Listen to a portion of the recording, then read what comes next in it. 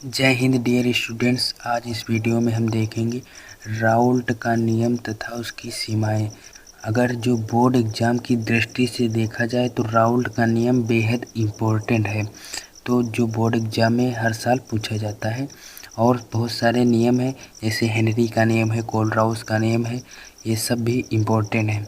इसका जो वीडियो हम बना चुके हैं, हेनरी का नियम का भी वीडियो बनाए हैं और कोलराउस के नियम का भी वीडियो बनाए हैं। इसकी जो लिंक है डिस्क्रिप्शन में दे देंगे, आप उसको जाकर वहाँ पर देख सकते हैं। तो हम आज इस वीडियो में राउल्ट का नियम देखें। तो राउल्ट के नियम के अनुसार किसी विलायक यानी जल में अवाष्पशील विलेय यानी कि जो विलायक में घुल जाए, यानी विलेय। जो लड़की होती है वो विलायक होती है और लड़का जो होता है वो विलेय होता है।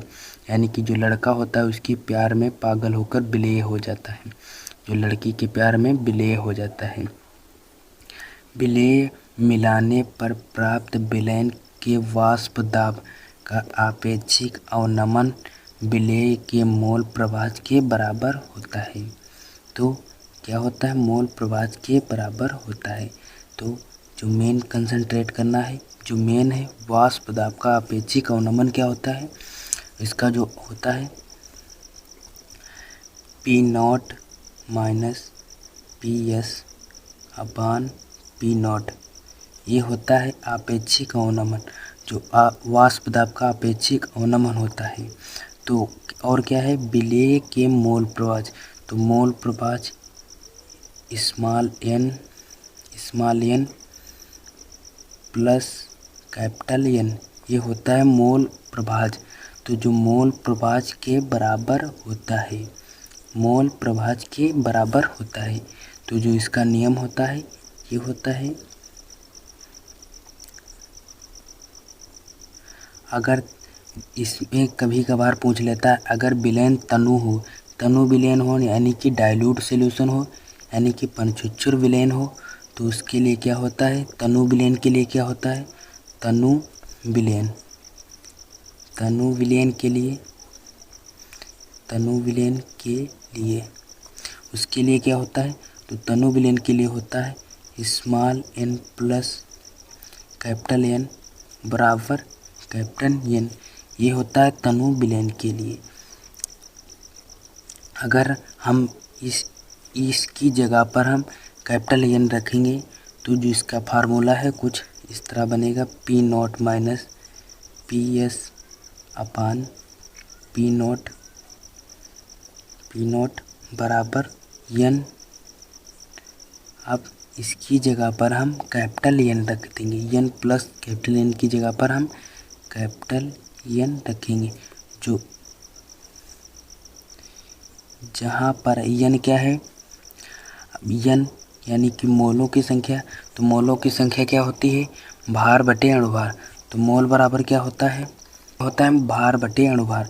तो एन बराबर क्या होता है? W अपान यम, ये होता है भार। जो होता है मोलों की संख्या बराबर होता है भार बटे अणुभार। अब इसकी जगह पर जो हम एन की जगह पर ये रखेंगे और कैपिटल एन की को भी हम मान लेते हैं ये विलायक है, कैपिटल एम, ये हो जाएगा। अब इसकी जगह पर हम ये सब रखेंगे तो P0 बराबर क्या होगा?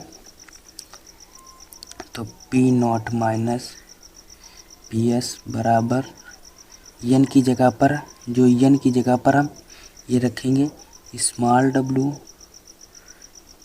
बटे स्मॉल m, ये हो जाएगा। अब इस कैपिटल एन की जगह पर हम ये रखेंगे कैपिटल W, ये हो जाएगा कैपिटल W और कैपिटल M, ये हो जाएगा। अब इसको हम सुडोल तरीके से रख देंगे। ये जो पहला वाला होता है, ये जो नीचे पूरे के बटे के सब हैं, इनको जो ये यहाँ पर पहुँच जाता है, और ये वाला जो होता है जो सबसे नीचे होता है ये सबसे ऊपर पहुँच जाता है। P0 माइनस PS बराबर स्मॉल w इंटू जो होगा कैपिटल M, ये जो नीचे वाला ऊपर जाएगा तो हो जाएगा इस कैपिटल एम अपान ये जो स्मॉल एम है, small M into capital W हो जाएगा। ये जो फार्मूला होगा ये हो जाएगा इसके लिए, ये फार्मूला हो जाएगा। अब जहाँ पर अब हम इसको जो देखेंगे पी नॉट क्या है, पी एस क्या है, कैपिटल डब्लू स्मॉल डब्लू क्या है, कैपिटल एम क्या है, ये सब हम इनके जो हैं ये सब देखेंगे। पी नॉट क्या है, तो पी नॉट क्या है, पी नॉट है क्या है, पी एस क्या है, और स्मॉल डब्लू क्या है, और स्मॉल एम क्या है, और कैपिटल डब्लू क्या है, कैपिटल एम क्या है। तो कैपिटल एम क्या है, अब पी नॉट क्या है, पी नॉट है शुद्ध विलायक का, पी नॉट है शुद्ध विलायक का, विलायक का वाष्प दाब, विलायक का वाष्प दाब यहाँ पर इसमें हो गया। अभी जो पी एस क्या है, सॉल्यूशन, यस का मतलब सॉल्यूशन, विलयन का वाष्प दाब, विलयन का वाष्प दाब, इनका वाष्प दाब हो जाएगा, ये इसके नीचे हो जाएगा। और स्मॉल डब्लू क्या है, विलेय का भार, विलेय का भार है। जो स्मॉल डब्लू है विलेय का भार है, और स्मॉल एम क्या है, विलेय का अणुभार है, विलेय का अणुभार है,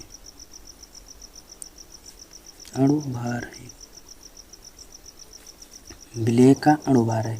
और कैपिटल डब्लू क्या है, विलायक का भार है, विलायक का भार है।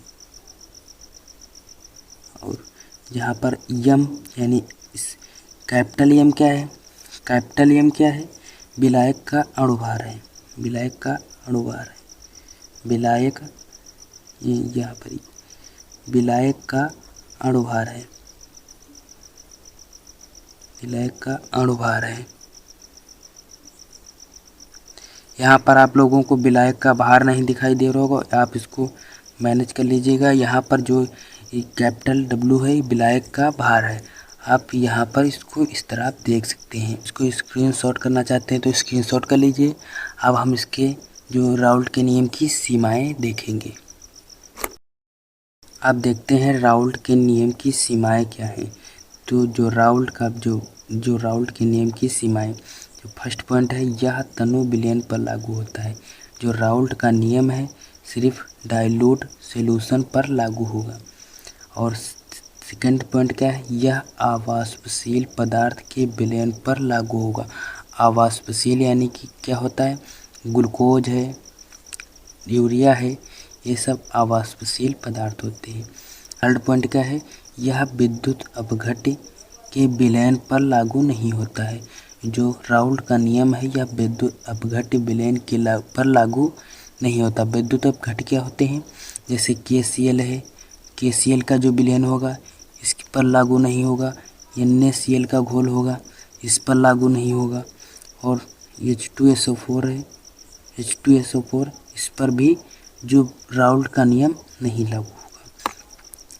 और जैसे NH2 होगा, NH2CO NH2, ये जो नियम है इस पर लागू हो जाएगा। ये यूरिया है। और आई होप आप लोगों को राउल्ट का नियम तथा उसकी सीमाएं जो भी है हमने इस वीडियो में पूरी करा दी हैं। आप इनको अच्छे से स्क्रीनशॉट करके आप इनको एक बढ़िया कॉपी पर लिख लीजिएगा, जिससे कि आप लोगों को ये जो याद करने में आसानी हो। अब मिलेंगे नेक्स्ट वीडियो में, तब तक के लिए जय हिंद।